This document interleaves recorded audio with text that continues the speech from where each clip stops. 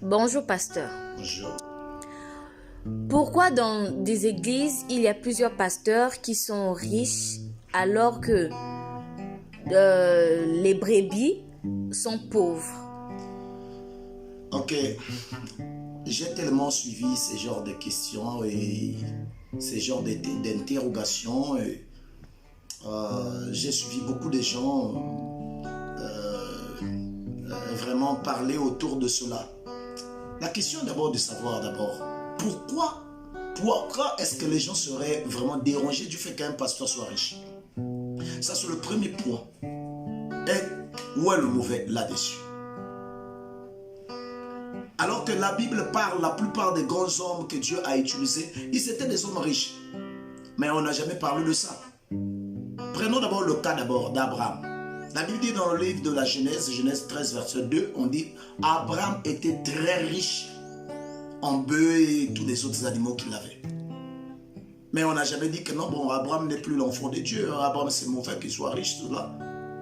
Dans la Bible, on parle de beaucoup de serviteurs de Dieu qui étaient riches. De toute façon, la plupart des gens que Dieu utilisait, ils étaient riches. Il y a d'autres eux-mêmes qui ne voulaient pas, qui devaient s'occuper de d'autres choses là.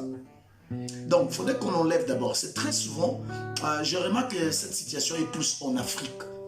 Hein, c'est plus dans la mentalité africaine. Parce qu'un homme africain, dans sa tête, que quand on parle d'un pasteur, c'est-à-dire c'est une personne qui ne fait rien dans sa vie et là simplement en train de s'attendre à ce qu'il puisse trouver quelque chose. Mais il y a des pasteurs, avant même d'être pasteurs, ils étaient déjà riches. Il y a des pasteurs aussi qui sont nés des familles très riches. Il y a des pasteurs qui sont des hommes d'affaires. En fait, ils ont des activités. Il y a des pasteurs qui sont des fonctionnaires d'État. Il y a des pasteurs qui travaillent dans les domaines privés, dans beaucoup d'endroits. Ça ne veut pas dire quand on parle toujours de pasteur, c'est-à-dire une personne qui s'attend à quelque chose de la part de l'Église. Il est vrai qu'il y a nombreux qui spolient souvent les gens, mais tout le monde n'est pas comme cela. Il faudrait qu'on mette ça d'abord dans la tête. Maintenant, pourquoi est-ce que dans l'Église, nombreux sont pauvres et le pasteur est toujours riche? D'abord, il faut souligner d'abord quand on parle de la richesse, c'est un problème d'abord de révélation. C'est un problème, il y a des gens qui ont compris ce qu'il faut faire pour être des grands hommes. Il y a des gens qui savent cela. Parfois, la brebis ne comprend pas. Vous croyez que non, toutes les brebis doivent être forcément riches? Mais allez-y pourquoi les gens ne sont pas dérangés quand on entend que non, le président un tel ou le ministre un tel est un homme très riche? Ça ne dérange pas. Aux États-Unis, vous allez entendre un Donald Trump qui est très riche. Ça ne dérange pas les gens. Vous allez entendre dans plusieurs pays que telle personne, tel ministre, tel chef d'État, tel ceci, cela est riche. Ça ne dérange pas les gens. Mais quand ils entendent un serviteur de Dieu, c'est ça le problème. Le motif est mauvais. C'est un motif égoïste d'attendre simplement que les serviteurs de Dieu puissent être des gens pauvres, malheureux, qui soient là derrière en train de quémander. Là, les gens sont d'accord. Je crois que non, le motif est très mauvais. Donc, ce n'est pas mauvais qu'un serviteur de Dieu soit riche. C'est un être humain comme tout le monde. C'est un être humain qui peut travailler comme tout le monde, qui peut se débrouiller comme tout le monde. Et où est le mal s'il gagne de l'argent? Donc, il faudrait qu'on enlève ce genre d'idée-là. Maintenant, toutefois, il faut souligner ceci. Il y a certains aussi qui usent des stratégies malhonnêtes pour gagner de l'argent. Il y en a. Ça ne manque pas. Même si on parle parmi les chefs d'État, il y a des mauvais et il y a des bons. Parmi les ministres, il y a des bons et il y a des mauvais. Dans toutes choses, dans chaque entreprise, vous n'allez pas trouver partout tout le monde comme une personne meilleure. On rencontre plusieurs catégories de personnes. Il faudrait que l'on saisisse cela. Mais non, si celui-là qui s'enrichit et que la brebis est pauvre, en fait, trop de brebis sont pauvres, je sais que c'est mauvais. Mais qui ne dit pas que non, il y a des pasteurs qui soutiennent les brebis? Donc vous croyez que non, le pasteur, s'il est multimillionnaire ou même comme vous le croyez, il est obligé de rendre tout le monde dans l'église riche? Non, il y a des gens, d'abord, la richesse, c'est d'abord dans la tête aussi. Il y a des gens, même si vous les aidez, nous avons déjà vu des gens comme ça, qu'on essaie d'aider, tout cela, mais malgré le fait qu'on essaie de les aider, il n'y a pas de changement. Il y a des frères que vous pouvez me donner, prends moi-même 300 000 francs, essaie de faire une activité. Il va commencer demain, il va encore venir. dire la même chose. Vous allez aider combien de personnes? Vous pouvez en donner chaque jour de votre vie, vous ne serez pas là en train de donner simplement de l'argent, de tout cela. Non. Donc la pauvreté, c'est aussi l'état d'esprit. Donc, il ne faudrait pas que l'on croie que non, tout le monde dans une église, quelle que soit l'église, tout le monde ne peut pas être riche. C'est impossible. Même si le pasteur est multimilliardaire, tout le monde ne sera pas riche. Si vous trouvez une église là où tout le monde est riche, c'est que Ichabod est inscrit sur les portes de l'église. Tout le monde ne peut pas être riche dans une église.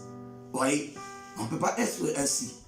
Mais non, il y a des gens aussi qui sont égoïstes. Ça, je ne peux pas nier cela ou mettre de côté. Qu'il n'y a pas de gens qui sont ainsi. Voilà, donc il a beaucoup de moyens, il ne peut pas aider les gens. Ça ne manque pas, il y en a. Il y a des gens comme cela. Voilà, donc il y a des gens comme ça. Il y a aussi des gens qui utilisent des pratiques malhonnêtes pour spolier la population. Donc, utiliser certaines stratégies, vendre les prières, faire tous ces genres de choses, des rituels comme cela, fabriquer des rituels dans le but de gagner beaucoup d'argent. Il y a des gens comme cela. Donc, je souhaiterais que l'on dise ceci. Il y a certains, il y a ceux. Vous voyez, donc, on essaie de catégoriser, encore on essaie de différencier. Pour ne pas dire que non, quand on parle le terme pasteur, automatiquement, ça devient comme un animal à abattre. C'est simplement les manipulations des mauvais esprits dans le but de nuire tous ceux qui servent Dieu. Voyez? Maintenant, dites-moi, moi par exemple, on parle simplement de ceux qui sont, combien de pasteurs sont riches, là. Vous savez combien de pasteurs sont pauvres? Moi, je connais des centaines de ceux qui sont pauvres. Ils sont nombreux. Mais pourquoi on ne dit pas aussi, on ne s'inquiète pas aussi pour cela? Pourquoi il y a des hommes de Dieu, malgré le travail qu'ils sont en train de faire, mais ils sont en train de trimer, passent par des situations difficiles. Il y a des gens même pour joindre les deux bouts du mois, n'arrivent pas. Il y a des gens qui sont dans les forêts, dans les endroits compliqués. Est-ce que ceux-là aussi, vous ne dites pas que non, pourquoi on les laisse dans cet état? Pourquoi ils sont dans cette situation? Si quelqu'un devient pauvre, c'est un problème. Si quelqu'un devient riche, c'est un problème. Si quelqu'un devient ceci, c'est un problème. Finalement, vous voulez quoi? Hein? Moi, je trouve que ce n'est pas des motifs. Ce n'est pas parce que je suis pauvre que je dois nuire à l'autre qui est riche. Vous voyez, parfois, je suis un peu surpris même que parmi ceux qui servent Dieu, il y a ce conflit-là. Donc, quand on entend que l'autre est en train d'émerger, en train d'accomplir de grandes choses, je dois maintenant fabriquer maintenant de la jalousie. Parfois, je dois dire... jeter l'anathème sur la personne dans le but de réduire l'influence de la personne. Vous voyez, moi je trouve ça c'est méchant. On ne peut jamais évoluer en détruisant d'autres personnes. Donc s'il y a des hommes de Dieu qui sont riches, aussi longtemps qu'ils reçoivent cette richesse-là honnêtement, je ne trouve pas de mal à ça. Je dirais même c'est une bonne chose quand ils vont parler de leur Dieu que Dieu bénit, parce que la Bible dit que non, de riches qu'il était, il s'est appauvri pour que les gens puissent s'enrichir. Ils seront des vrais témoins pour dire que non, il y a des gens quand même que Dieu a exaucé. Si quelqu'un vient dire que non, mais toi tu es pauvre, il s'avère que non, ton Dieu vous prêchez que votre Dieu enrichit. Je vais prendre l'exemple de mon frère là. Je dis, mais l'exemple de tel pasteur, c'est un serviteur de Dieu, c'est vrai que non, notre Dieu enrichit. Donc, sortez de cette vision égoïste, des pensées égoïstes, c'est de la méchanceté. Donc, s'il est riche, là, donc la brebis, oui, c'est vrai que non, les brebis doivent aussi s'enrichir, mais il y a des gens, même si dans votre famille, vous êtes des milliardaires, non, vous avez un frère, s'il n'a pas la notion de l'argent, de savoir comment multiplier ce qu'il a, s'il n'a pas, il ne sait pas comment faire des choses, vous allez trouver comment, malgré tout ce que vous pouvez faire, ça ne mènera nulle part.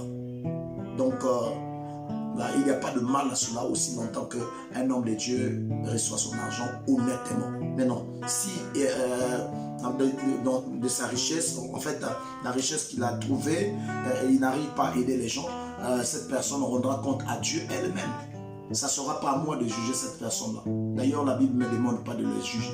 C'est à Dieu de leur dire ce que je t'ai donné.